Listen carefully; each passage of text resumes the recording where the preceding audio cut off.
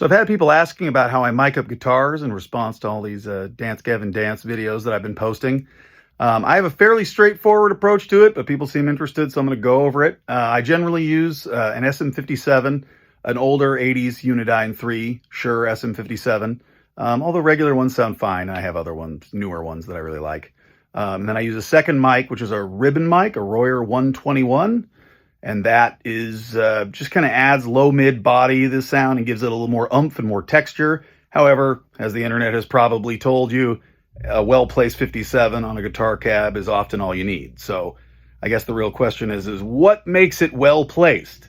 Basically, you've got the center of the speaker where the dome is. That's going to be the brightest. So if you just mic a cab straight on with a 57 pointed right at the center, that's going to be the brightest you get. And if you have a darker cabinet, this might actually be a good sound. However, generally, you're going to want to go off from there a little bit towards the rest of the speaker. A real safe bet is to go at the seam where the cone and the dome meet.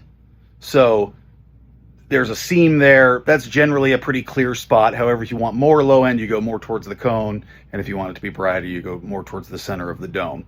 I also generally tend to go inward from the box of the speaker so that you're just getting less reflections of the wood. So I generally tend to go inward if I'm not going to go dead center, as opposed to going closer to the outside where the box is. And again, you don't have to use these microphones. Same thing works with a Sennheiser 421 or an Audix i5. Any kind of dynamic mic will work great. And the other ribbons that I do like, lately I've started using a Beyerdynamic M160, which is similar to the Royer in terms of being a ribbon mic, but it just kind of has a different focus and is really, really good sounding. So you can kind of do this with any two mics. I find the two miking to be a little more complex because you're getting two different speakers and you're getting more of a look at the sound. Whereas if you're going for something a little more straightforward, the single 57 or just the single microphone approach can just be really natural. So hope that clears it up. If you have any questions, let me know in the comments.